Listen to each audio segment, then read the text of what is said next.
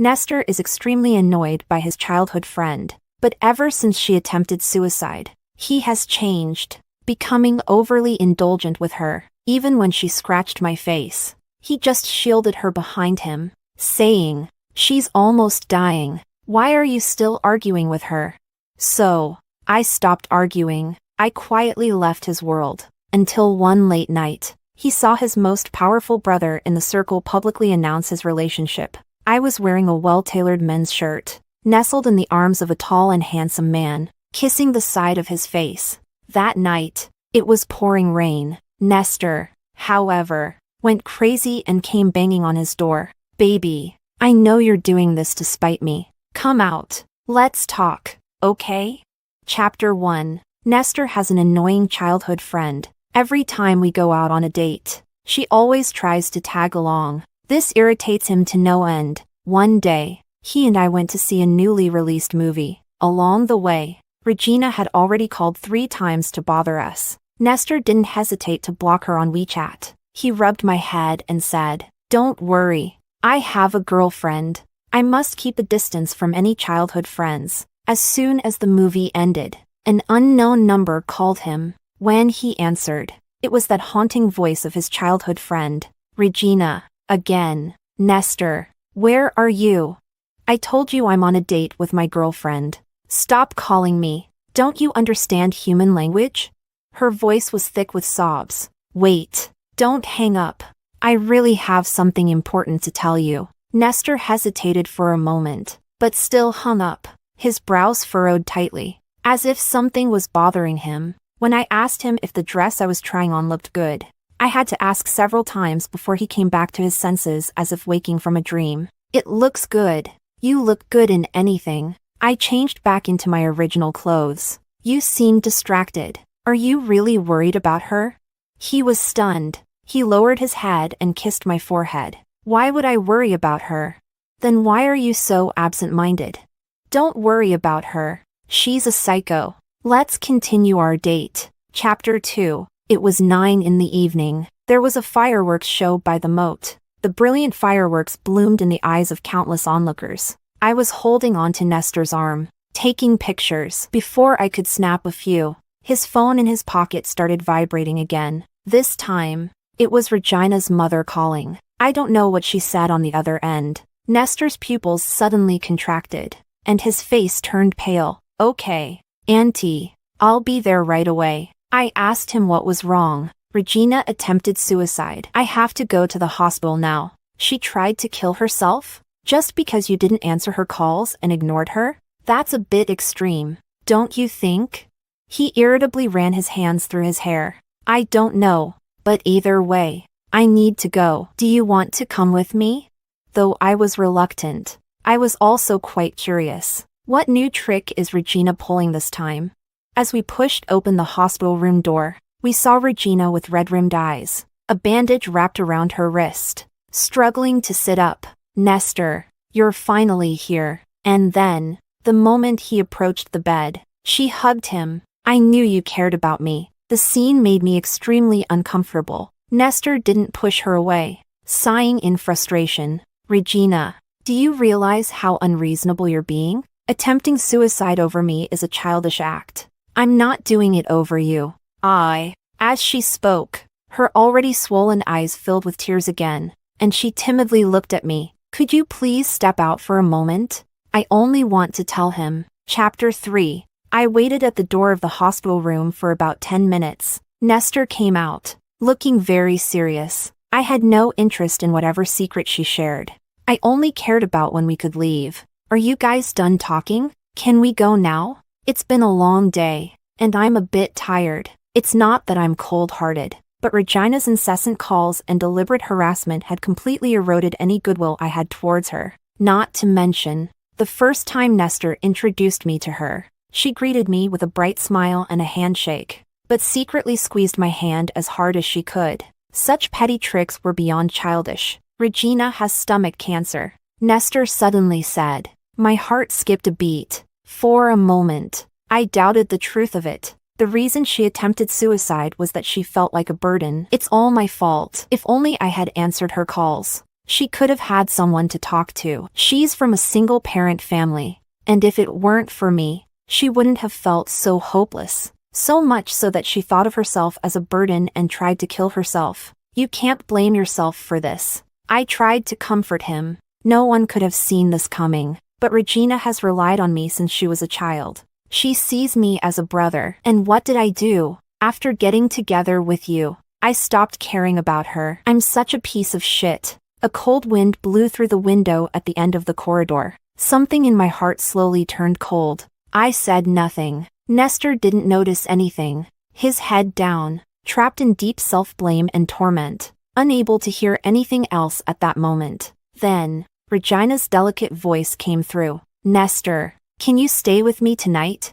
I'm really not trying to bother you. It's just, my mom. She has to work the night shift at the supermarket, so she can't be here. It's okay. I'll stay with you. I won't go anywhere. Chapter 4. It started pouring rain outside. I glanced at my watch. I need to go home. Then you go ahead, he replied, bending over to tuck Regina in. Without even looking at me, the girl's eyes were locked on him, filled with longing. If this man wasn't my boyfriend, I might have been moved by this tender scene. It's 10:30 at night. I reminded him. Nestor, are you planning to let me go home alone?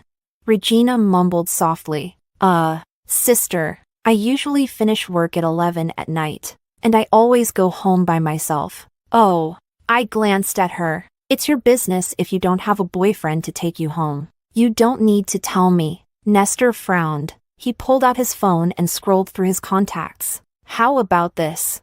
I'll ask Joseph to take you home. He's my brother, a real playboy, but he's free most of the time. Joseph, back in college, he was a prominent figure at University A, and now he's one of the most eligible bachelors in City A's elite circles. Nestor currently works at the headquarters of the Zhou Group. Bro, what are you doing? Come help me out, will you? On the other end, a lazy male voice replied. I'm about to sleep, whatever it is. Let's talk tomorrow. I didn't expect him to sleep this early, but I had no interest in bothering others late at night. So I told Nestor, forget it. I can go home by myself. Don't trouble anyone. Nestor was about to hang up when Joseph asked, wait, what do you need help with? Come take my girlfriend home, and I'll treat you to dinner later. How about it? Okay. Send me the location. When it comes to free food, he's quick. Luciana, wait here for him.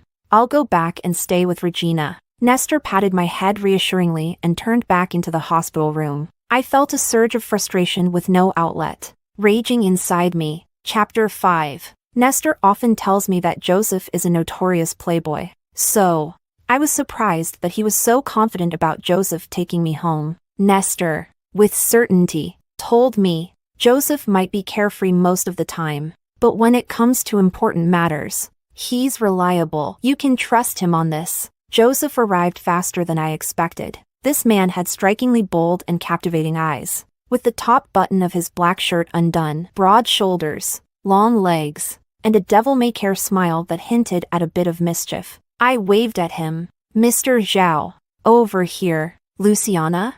Yes. I nodded. Sorry to trouble you tonight. He chuckled softly. No need for that. I went back to the hospital room to find Nestor. Regina was clinging tightly to his arm. When she saw me enter, she smiled at me. Sister, you haven't left yet?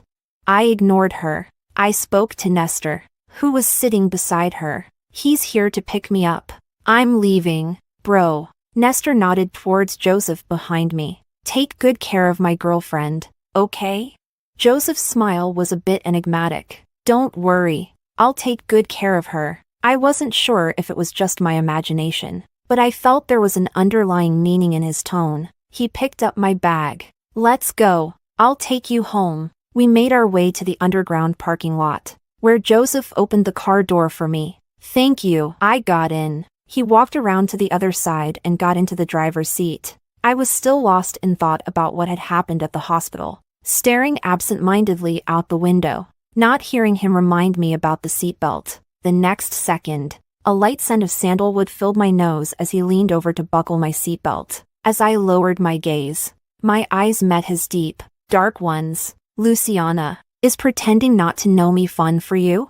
My scattered thoughts snapped back into focus. I smiled slightly at him. Long time no see, brother. Chapter 6. After my parents divorced, my mother sent me to live with her best friend's family. That's Joseph's family, where I stayed for 10 years. From the age of 7 to 17, Joseph is only a year older than me. During that time, I always called him brother. In the second half of my junior year in high school, my parents got back together, and I moved out of his house. Coincidentally, that was also the year Joseph was in his senior year and left for college in another city. After that, we rarely saw each other. Later, after I got together with Nestor, I ran into Joseph again at one of their brotherly gatherings. He had become even more charismatic than before, wearing a black shirt, with broad shoulders and a slim waist. His flashy demeanor still drew the eyes of many girls who would secretly glance at him, but his attitude towards me was completely different from before. Distant and cold. I thought he had forgotten about me, forgotten about the little sister who used to wait for him outside the senior year classrooms every day after school so we could go home together. So I pretended not to know him too. I just didn't expect him to come pick me up today. Still remember me as your brother? The cityscape slowly receded, the dim lights on the street casting shifting shadows over his pale fingers. Of course I remember. How could I forget? But you, when you saw me the other day, didn't you just ignore me? He chuckled softly but didn't answer directly. Luciana, your taste in boyfriends doesn't seem very good. I gave him a sideways glance. Oh, and your taste in girlfriends is so much better? Sorry, but I'm single. So that's not an issue. I didn't believe him for a second. You're single, really? Back in high school, he was very popular with the girls. He used to get love letters all the time. And thanks to him, many girls would try to win me over by giving me snacks. When I was in my senior year of high school, not long after, I overheard my mom on the phone with his mom. She mentioned that he had a girlfriend in college. I ended up crying under the covers for several days because of it. So now, when he says he's single, I'm very skeptical. What reason would I have to lie to you? Fair point. When I tried to get out of the car, I found the door wouldn't open, not leaving without adding me on WeChat. Not long after I got home, I received a call from Nestor. Did you get home safely? I'm home. Are you really not coming back tonight? No.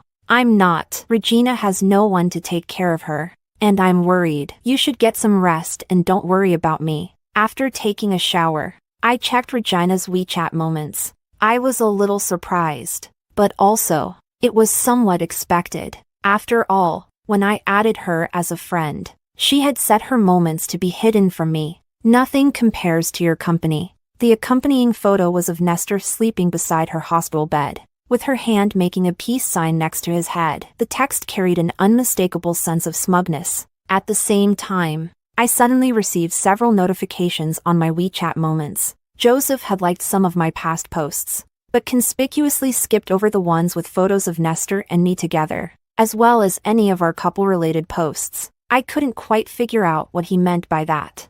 Chapter 7. A few days later, Regina was discharged from the hospital. According to her, she was already in the late stages of stomach cancer, and the doctors advised her to stop treatment, saying she should just eat and drink whatever she wanted. Because of this, Nestor turned down a significant portion of his work. He said he wanted to spend her remaining days with her. At first, I tolerated it, considering that the dying deserve respect. But I soon realized that what Regina wanted was all of Nestor's free time. Several times, while we were having a meal together, Regina would call, and he'd leave immediately. He would hurriedly apologize to me and then leave me sitting there alone. After it happened a few times, I confronted him. She has so little time left. Wouldn't it be better for her to spend it with her family? Her family doesn't care much for her. She's from a single-parent family. I thought you could understand. Understand. My ass. It's fine if you accompany her occasionally, but you don't have to be at her beck and call like a nanny. Can't you maintain some distance? She's a little sister I've watched grow up. And now she has stomach cancer and needs someone with her. Can't you stop? Ugh. He trailed off. Forget it. I don't want to argue with you. Just don't start a fight. I responded. Your problem. Don't put it on me, okay? He ran his hands through his hair in frustration. I really don't know what to do. Luciana, can you please try to understand? It's just for a month or two. I swear. I only see her as a sister. I don't want to deal with this. If you want to be with her, then go ahead. Don't bother informing me. Chapter 8. That Saturday morning, I received a call from Nestor. Didn't you say you wanted to go to Disneyland? Yeah. Have you sorted things out with your dear little sister? Just when I thought he had realized his mistake and wanted to make it up to me, his next words were, Regina also said she wants to go. Do you want to join us? If you're coming, I'll buy an extra ticket. I was instantly furious. Join them? The way he phrased it. It sounded like he was taking her and I was just an afterthought. As if I were the extra one. I'm not going. Why not? Haven't you always wanted to go? He used to be pretty sharp, but ever since Regina's suicide attempt, it seemed like his brain had rusted. I replied, seriously? Who goes to Disneyland and brings along a little sister? At that moment, I heard Regina's somewhat pitiful voice on the other end. Sister doesn't want to go.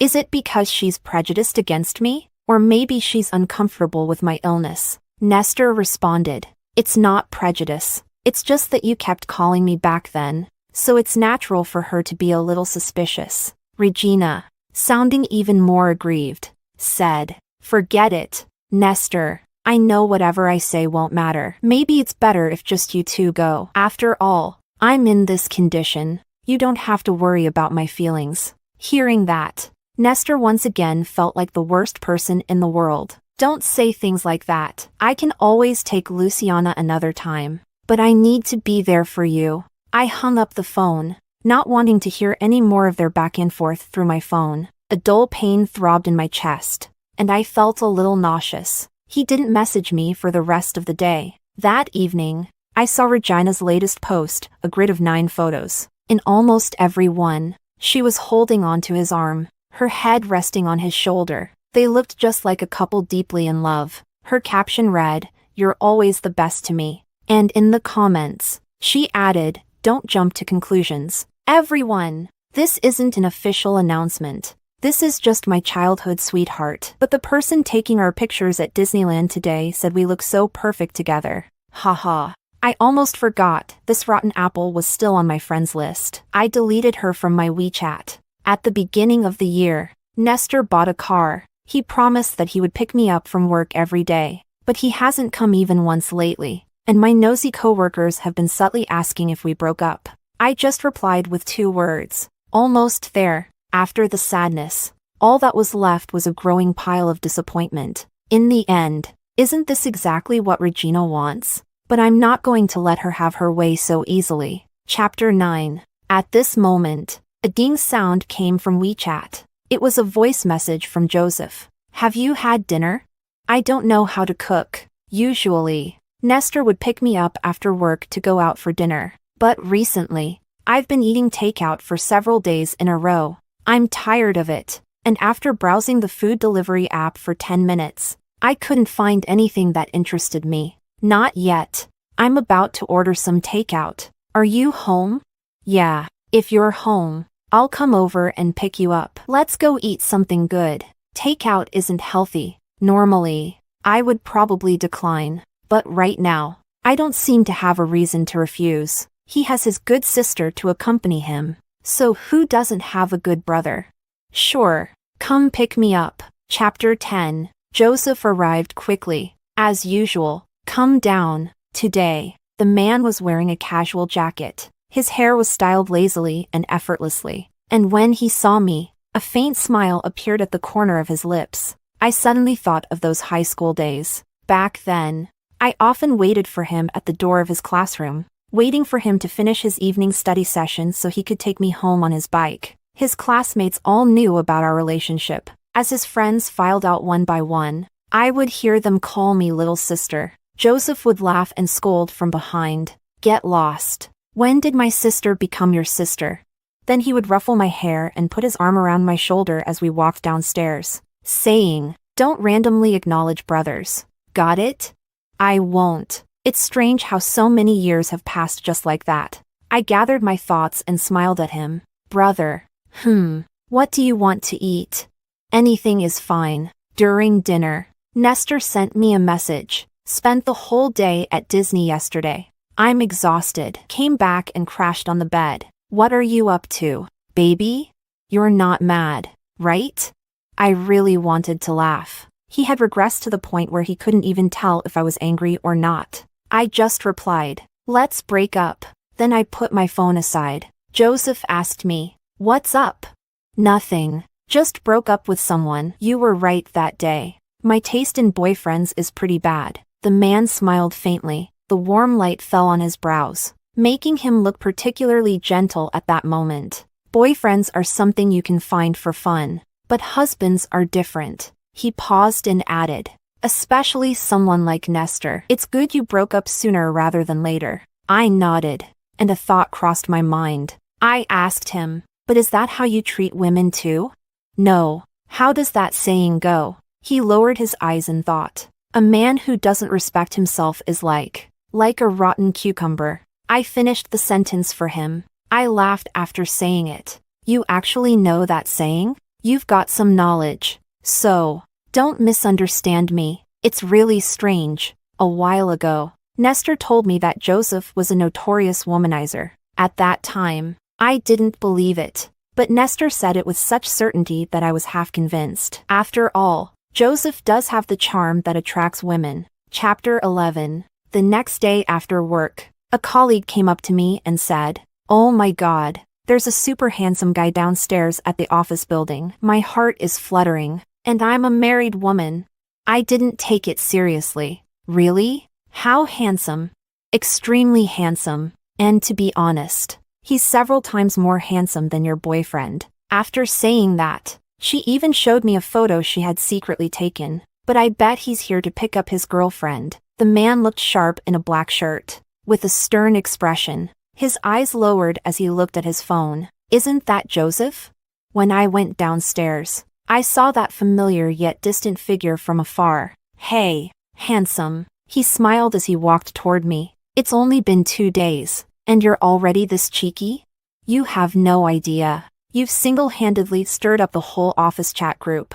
I remember back in high school during the big break, Joseph would pass by my building on his way to the snack shop, and he'd always come up to find me and bring me something tasty. Whenever that happened, it would cause quite a stir on our floor. After he left, I would share the treats with my friends, and they would sigh while eating. "Luciana, I'm so jealous of you. Not only is your brother the school heartthrob, but he's also so good to you." Boo-hoo-hoo. I was so proud. Chapter 12. So many years have passed in the blink of an eye. This man still attracts attention just like before. "So, why are you here? To pick up your girlfriend after work?"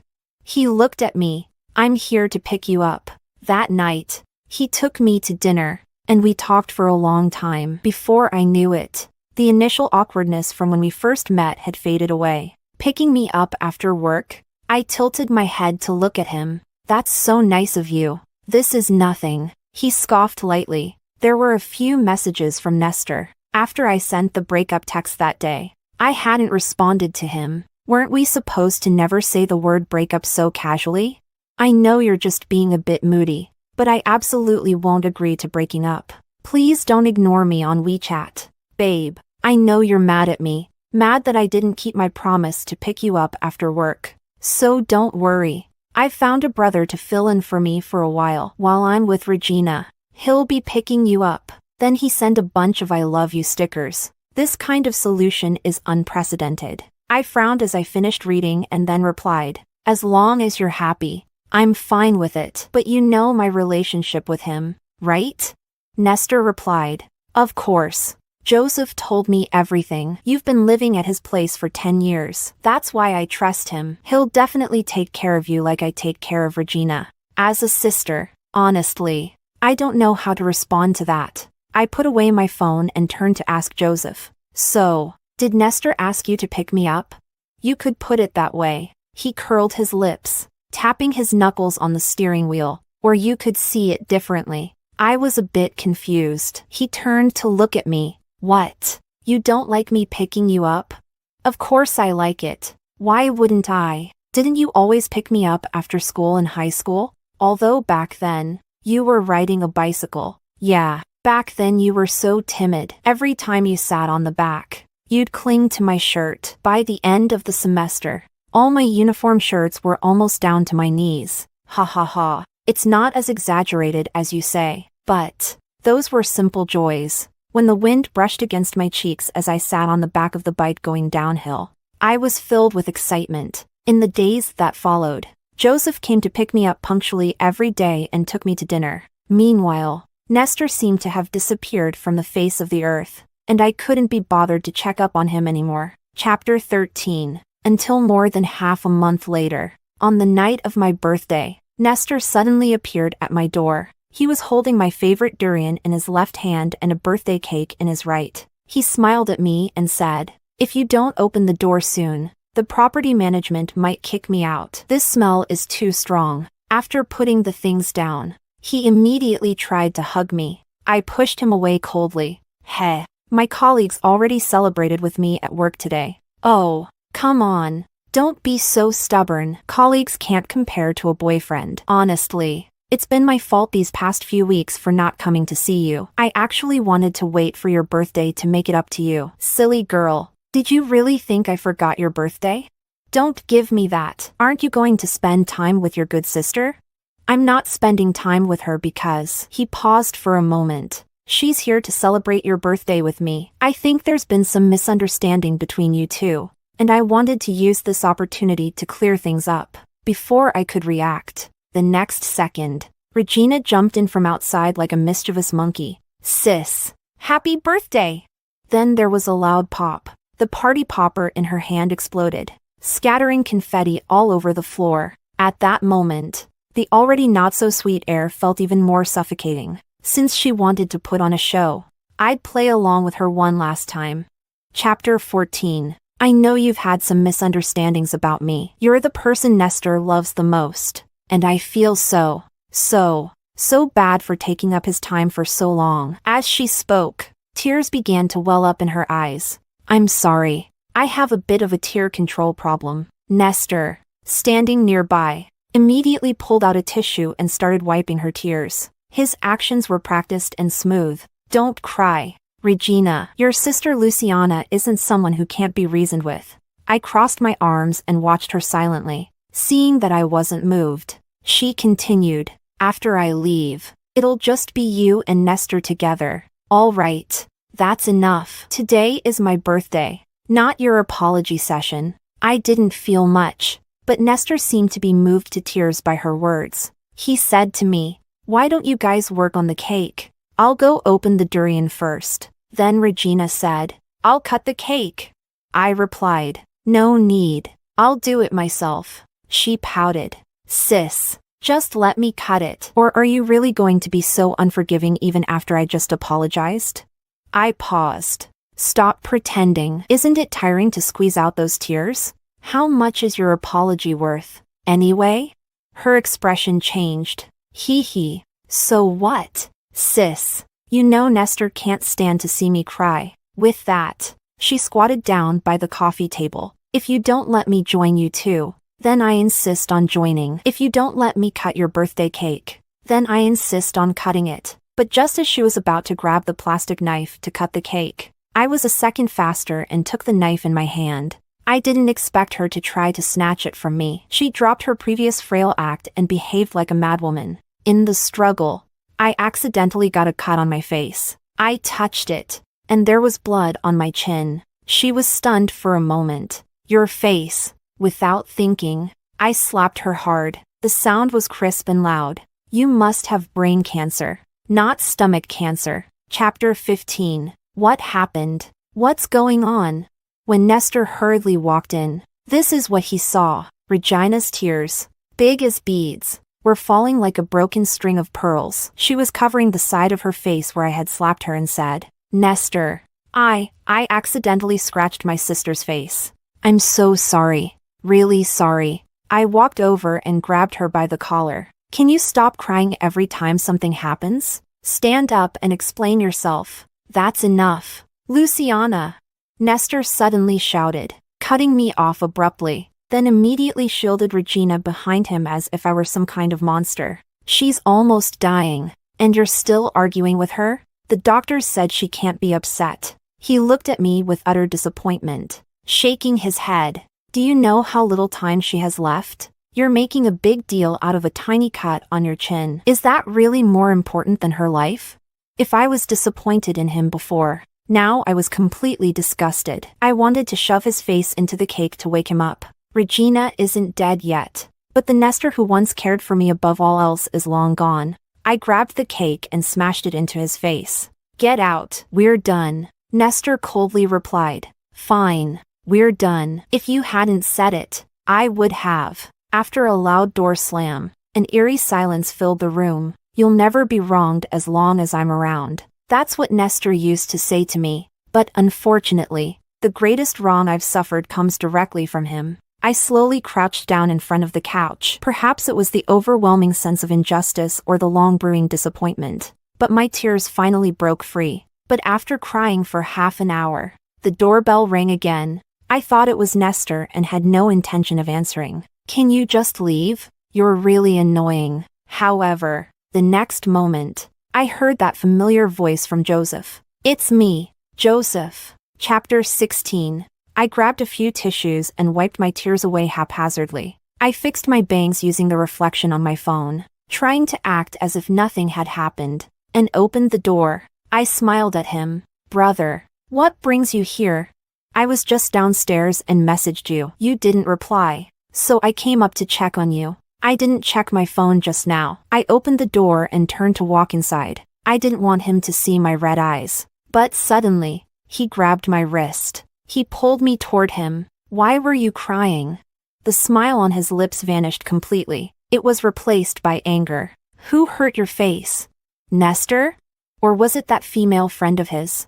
I looked at him and recounted the awful events that had just transpired. He gently wiped the corner of my eye with his thumb, then disinfected the small cut on my chin before pulling me into his arms. Listen to me. That trash isn't worth your tears. Soon. He got a phone call. Okay, I'll be right there. I thought he had something to attend to and felt a bit down. But to my surprise, he went to the door to retrieve a cake, along with a bouquet of my favorite tulips. He handed them to me. Congratulations on getting rid of that trash today. Happy birthday, Lulu. Even though I thought I had cried enough before he arrived, even though I managed to hold back my tears after he came, but hearing those words, I couldn't hold back anymore. This time, though, the tears weren't for Nestor. They were because I heard that long-forgotten, unique name. A long, long time ago, he used to call me Lulu. Back then, I was still in elementary school and was bullied by a chubby kid in the courtyard,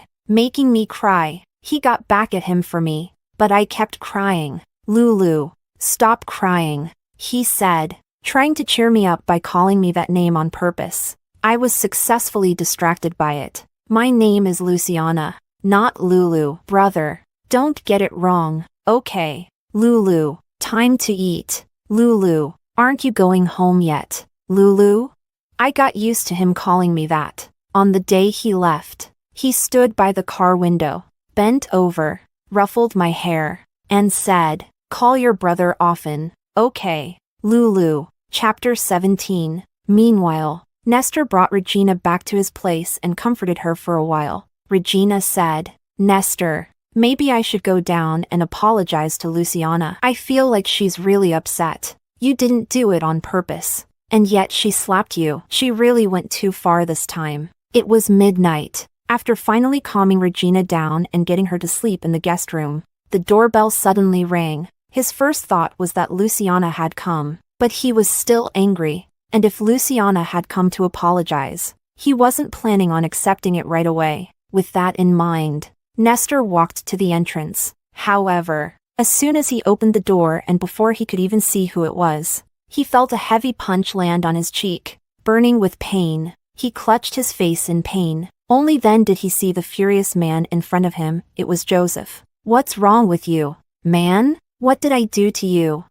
Who the hell said we're brothers? Do you even realize what you've done? Is your brain full of water?"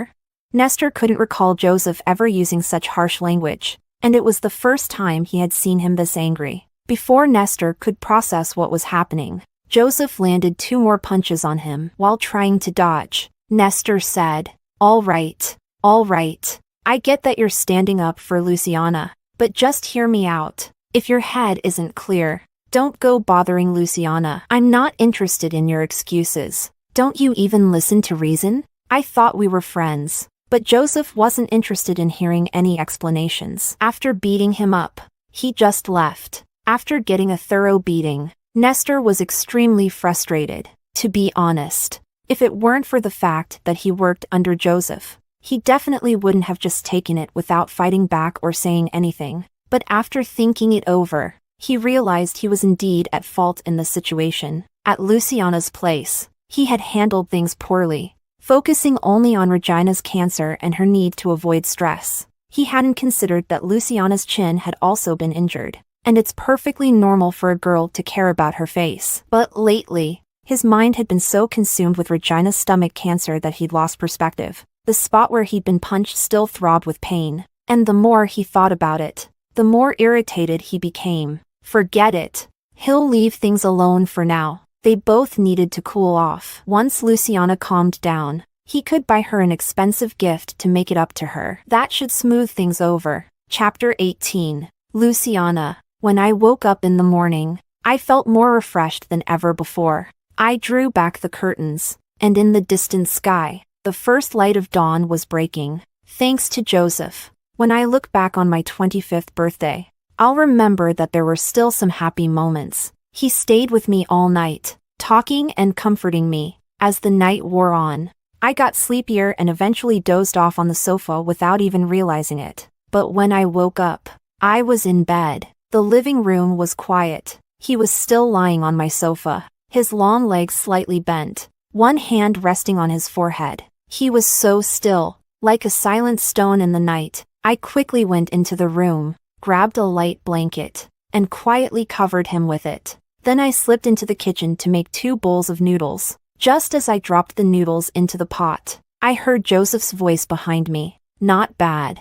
You've learned how to cook noodles now." I turned around, and there he was, leaning against the doorframe, smiling gently. "Just average. Probably the 3rd best in the world." I smiled back. "But I can't guarantee they'll taste good." Back when I was staying at his place, it was always Joseph who made breakfast on weekends. He usually cooked noodles for me, and all I had to do was wait in the living room until he finished. By the way, I'm planning to move in a couple of days. Do you have any good places to recommend?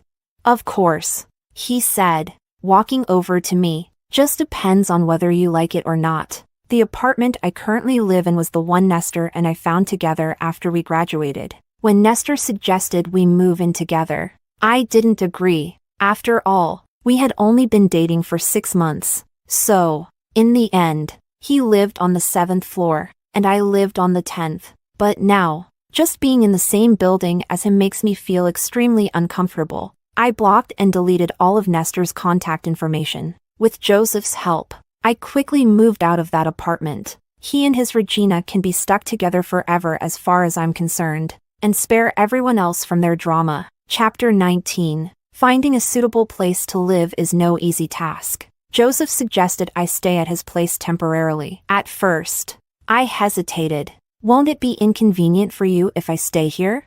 After all, we're both adults now. He definitely has his own life, and I'm not someone who doesn't know boundaries. He laughed and said, "You didn't find it inconvenient when you lived at my place for 10 years, but now you're worried about it while you're looking for a place? All right, then I'll stay at your place for now." I didn't argue any further. I had a lot of luggage, and I was worried it might not fit. But it turned out I was overthinking it. His home is a villa located in a quiet area right in the bustling city center. More than enough space to accommodate one more person. Before I arrived, he had already prepared a room for me, bought new bedding, and arranged everything thoughtfully. He even helped me organize all my miscellaneous items. Finally, he handed me 2 keys. One was for the front door, and the other for my own room. I became more and more convinced that breaking up with Nestor was a good thing. His little childhood sweetheart acted out at just the right time. Otherwise, I might not have seen his true nature so quickly. I quit my job. Of course, this wasn't an impulsive decision. I had already planned to switch jobs. After resigning, Joseph took me on a road trip to another city. The feelings that had been crumpled up like a ball of paper slowly started to smooth out in the beautiful scenery along the way. Chapter 20. The night I got back, I went to find my best friend, who was working as a singer at a bar. I sat in a booth, drinking, while she sang a special song for me, Happy Breakup. After she finished singing, she came back to join me. Men are everywhere. We don't need Nestor, that piece of trash. We took a shot for every insult. Soon, I couldn't keep up with her pace. I can't drink anymore. If I do, I'm going to throw up, she said. Tisk. TSK. I wanted to curse him out a bit more. Looks like you're done. I'll take you home. She helped me up. But just then, my phone rang. She glanced at it. Brother? I'll answer it for you. I didn't know what she said to him, but Joseph arrived quickly. When we got out of the car, I was too embarrassed to let him carry me, so I staggered my way to the front door. But as soon as the elevator opened, I was suddenly lifted off the ground. He carried me to the soft couch. I grabbed his arm. Hey, do all you men like having a good little sister? He crouched beside me, taking off my shoes. You're drunk. I'm not drunk. Joseph, even if you were drunk, I wouldn't be. Tell me, do you have a lot of good little sisters out there? Or am I just one of your good little sisters too? I didn't know what I was saying. On a normal day, I would never say such things. Are you still thinking about Nestor? I'm not thinking about him. It just made me suddenly wonder. His eyes filled with emotion. Do you really think I see you as a little sister? Isn't that the case? The air was silent for a long time. Joseph lowered his gaze and looked at me. You asked if all men like having a good little sister. I can tell you, he said, looking at me intently. No, I've never wanted to be your good brother. Never. Not before and not now. I didn't know what to say, but the way he looked at me, so intense, so wild, it made me feel like I should kiss him at that moment. And that's exactly what I did. I leaned in and kissed the corner of his lips, lightly. So, Joseph, what do you want to be to me? He hesitated for a moment, his Adam's apple bobbing. Before I could react, he pressed me down into the couch, pinning me by my shoulders. Just when I was about to run out of breath, he pulled back slightly, leaving a small space between us. His nose brushed against mine. Didn't that kiss already tell you?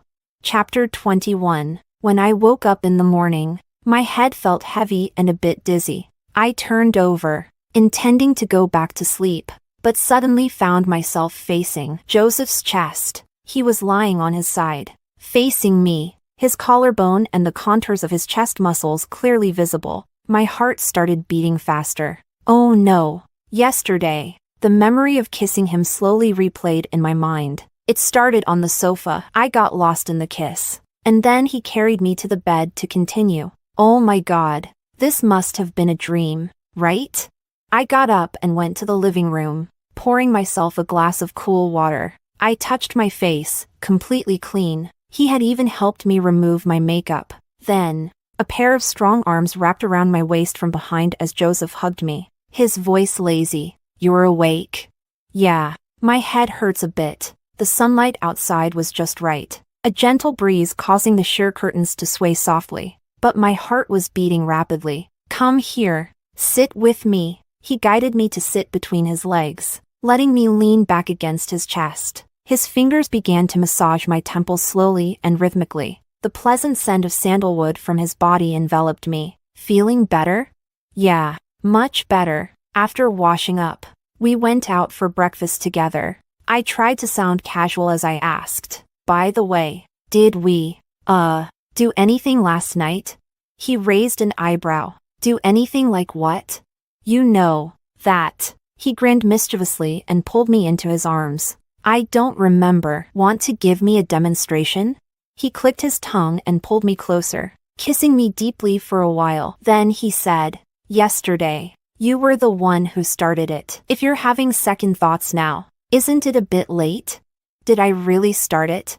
He laughed in disbelief. "I should have recorded everything from last night, so you can't deny it like you are now. I'm not having second thoughts. I just wanted to make sure." We kissed, but nothing more. I don't like taking advantage of people. I immediately felt my face heat up. This rascal, completely misunderstanding what I meant. My doing anything wasn't about that at all. "Actually, I liked you back in high school. I wasn't joking. With a brother that handsome, and since I wasn't his real sister, I had a crush on him back then. But when I was in my 3rd year of high school, my mom told me, 'Your brother Joseph's girlfriend is really pretty. They look perfect together.' I cried for a week before I finally managed to get over it and stop liking him. But I never imagined, after all this time, the crush I had at 17 would start to bloom again at 25. Chapter 22. Nestor had just received some good news. Regina's latest checkup revealed that her condition had miraculously improved. He was convinced that it was his constant companionship that had made the difference. He planned to take her out for a nice meal to celebrate. The restaurant they chose was very popular, with 2 rows of people waiting for seats outside, so he and Regina sat down to wait. At that moment, he noticed that the restaurant across the street had closed down. It was the same place where he had taken Luciana on their first date. Luciana, thinking of her name still made him angry. He figured she must be regretting their breakup by now. This was their biggest fight yet, and he had no intention of backing down first. He hadn't done anything wrong. It was her who had started the whole mess. He had decided to give her 2 months to reflect on herself.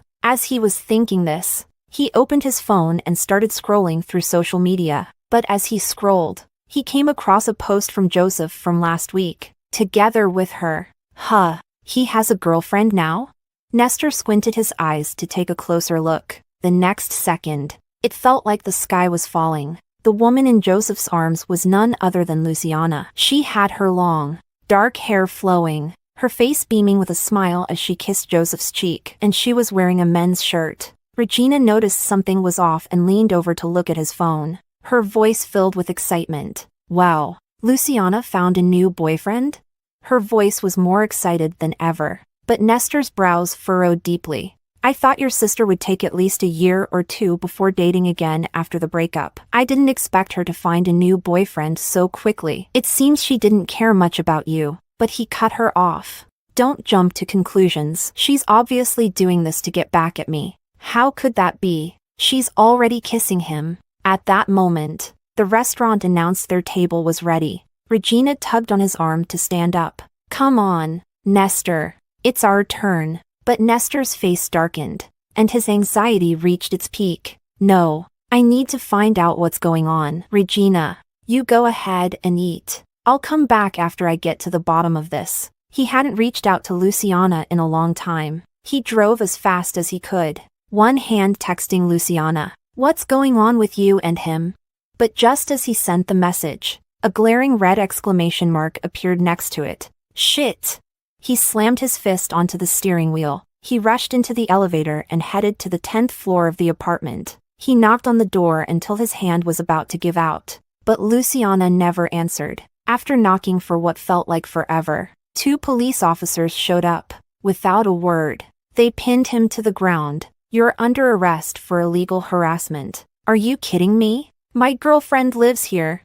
Just then, the door finally opened, but instead of Luciana, a stranger appeared. "Officers, don't listen to him. I just moved in recently, and I don't know this man at all." Nestor was stunned. He craned his neck to look inside, but everything was unfamiliar. Luciana had moved out. His legs gave out, and he collapsed to his knees. He spent the night at the police station. He refused to believe that the photos were real. The officers on duty watched him cry and assumed he was heartbroken. But after listening to Nestor's desperate complaints, one young officer finally said, "As a cop, I advise you to think rationally. As a man, I'll tell you this, you damn well deserve it." Chapter 23. Monday at work. Nestor felt like he was in a daze. Colleagues noticed and asked, Didn't sleep well last night? Those dark circles are something else. He forced a smile. Haha. Just stayed up late playing games. He barely made it through to the end of the day.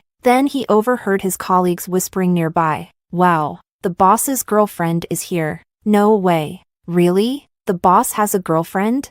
Yeah. Didn't you see his post on social media? He posted a picture with her. I'm just a low-level employee. I don't have the boss on my social media. Let me see. Let me see. She's really pretty, with beautiful eyes. Hey, Nestor, do you want to take a look?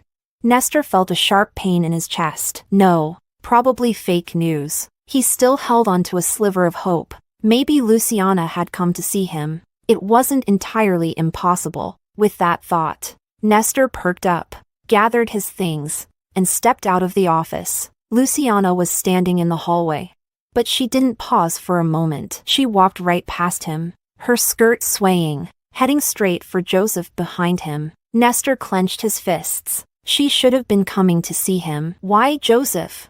He followed them like a thief, too afraid to confront Joseph directly in the office. Luciana linked her arm through Joseph's, smiling as she spoke to him. It wasn't until they reached the parking lot that Nestor finally called out to her. Luciana. She turned to him, her smile fading, her eyes cold. Why are you following us?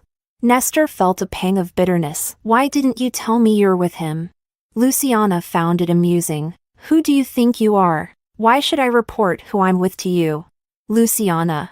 I'm sorry. I didn't know you'd be this upset. But Luciana wasn't listening. She got into the car. Joseph looked at him like he was a joke. In that moment, Nestor was speechless. He remembered the first time he introduced Luciana to Joseph and noticed how she looked at him differently than she looked at others. Even back then, he had felt a twinge of fear. So, he had gone out of his way to paint Joseph as a womanizer because Luciana despised men who couldn't be clear in their relationships. But now, he angrily slapped himself. He was the one who hadn't handled things clearly, right? When he got home, he found that Regina had somehow gotten into his place. Those are Luciana's slippers. Don't wear them. Regina looked at him nervously. What's wrong? Nothing. Nestor snapped, tossing his briefcase onto the couch. But I need to tell you something. Since your condition has improved, you shouldn't stay at my place anymore. I've helped you fulfill your wishes. So go back to your own home. Regina's eyes filled with tears again. Nestor realized his tone was harsh. Sorry. I just need some time to myself. You can go back to your room for now. He drank several beers, trying to numb himself with alcohol. Later, as he was about to take a shower, he passed Regina's room and thought to check if she had packed her things. But then he overheard her talking on the phone with a friend. He stopped in his tracks. What should I do? He wants to kick me out again. I regret saying my condition improved. Then just tell him your stomach cancer worsened. Cry in front of him again, and repeat the whole act. He'll be under your thumb in no time. Regina had just agreed when there was a loud bang, and the door was flung open. She turned around, stunned to see Nestor standing in the doorway. So, your stomach cancer was a lie? You've been playing me this whole time? Regina tried to act clueless. No, Nestor. Listen to me. Nestor shoved her out. You made me feel like a joke. Get out. I never want to see you again. 10 minutes later, her suitcase was thrown out after her. Leave and don't ever come back. And if your stomach cancer was a lie, I hope it becomes real. Regina knocked on the door for half an hour, feeling like she had cried herself dry. The neighbors were alerted by the noise, but Nestor never came out. She tried appealing to the couple next door. I'm his girlfriend. We had a fight, and he kicked me out. But the man said, no, I remember the guy next door. And his girlfriend didn't look like you. I recall her being much prettier. The woman gave Regina a disgusted look. She had eavesdropped when she heard two men arguing next door the other day. You must be the other woman, and you have the nerve to ask us to help you? Watch out, or I'll record this and post it online. Regina felt her face burning with shame. She grabbed her suitcase and slunk away. Humiliated. Chapter 24. 4 days. Nestor wandered through work in a daze. In the end, He took the initiative to resign. He harbored a deep hatred for Joseph and could no longer stomach working under him. One late night, he scrolled through his photo album and stumbled upon old pictures of him and Luciana. The more he thought about it, the more he felt an overwhelming sense of injustice and bitterness. Unable to bear it any longer, he sped to Joseph's house. When he arrived, he didn't even bother with an umbrella. He dashed into the pouring rain, letting it drench him. At that moment, Joseph's phone chimed with a notification. His smart doorbell camera had detected someone lingering at his doorstep. He glanced at Luciana, who was peacefully asleep beside him. He opened the live feed on the app. Outside, under the torrential rain, stood a man soaked to the bone. It was Nestor, frantically pressing the doorbell. "Luciana, are you in there? You left so quickly that afternoon. Come out. Let's talk, okay? I know you're just trying to make me angry. I'm here to apologize, okay?" Nestor slicked his wet hair back, looking utterly defeated. "Joseph, get out here and explain yourself. I trusted you to take care of Luciana, and you took my place? You hit me to stand up for her. Fine, but what's the deal with stealing her from me?" Joseph watched the video with cold eyes. He really was persistent. Joseph quietly got up, left the room, and gently closed the door behind him. He made a phone call. Soon, security arrived and escorted Nestor away. Since Nestor had visited before to see Joseph, the security guards knew him as Joseph's friend, which is why they had allowed him through. But they hadn't expected that this so-called friend would show up in the middle of the night, acting insane. If they didn't know any better, they'd think Joseph had stolen his girlfriend. As the security guard worried about his job, he couldn't help but think that even someone of Joseph's stature could have questionable friends. TSK, the security guard said.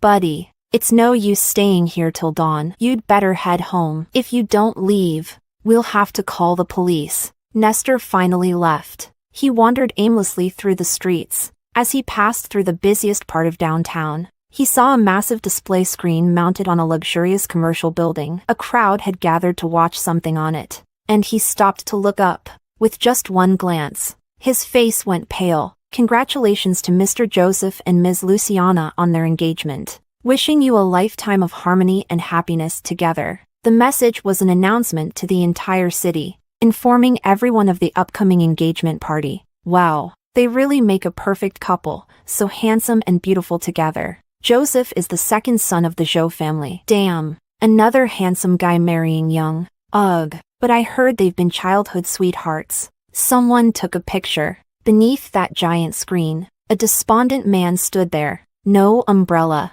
sobbing uncontrollably, looking every bit the fool. Chapter 25. It was Joseph's first summer break from college, the same summer that Luciana had just finished her college entrance exams. He had everything planned out, ready to take Luciana on the trip to Tibet she had always dreamed of. But before they could set off, he received a text from her. "Brother, I have a boyfriend now. I won't be using this number anymore." He canceled the train ticket he had booked to go see her. He didn't want to admit it, but he had to. She really did see him as just a brother. And he had feelings for her that a brother shouldn't have. The next time he saw her was at an insignificant gathering. She looked just as he had imagined, graceful and beautiful. The moment he saw her, he was filled with an overwhelming joy, eager to embrace her. But there was someone by her side who he found incredibly annoying. It was the first time he found Nestor so irritating. Irritating to the point that he wished Nestor would just disappear from the world, a thought so absurd it shocked him. But it was no use. They were already together. He, on the other hand, felt more like an outsider. So, he had to mask his feelings with indifference, afraid that if he acknowledged her, he wouldn't be able to stop himself from crossing boundaries and disturbing her, and that would only bring her unnecessary trouble. Fortunately, fate gave him another chance. Nestor wasn't the right match for her. Joseph was both furious at Nestor's cowardly pretense of ignorance and grateful that he now had a legitimate opportunity to love her openly. It seemed that the 7 years he spent making the same New Year's wish had finally paid off. He could finally tell her how deeply infatuated he was with her. With that thought, he bent down and kissed her forehead. "Where did you go just now? Did someone come?" Luciana asked, still half asleep. "No one. Don't worry, go back to sleep. You scared me. It's raining so hard outside, she murmured as she snuggled closer to him, her head nuzzling against his neck. Joseph couldn't resist her. He held her hand and whispered in her ear, "We're getting engaged tomorrow. Don't you want to save some energy?" Luciana's hand immediately behaved. The rain continued to pour outside, but in his arms, she felt an unparalleled sense of peace. Let it rain. Let it pour. After the rain, tomorrow would bring clear skies.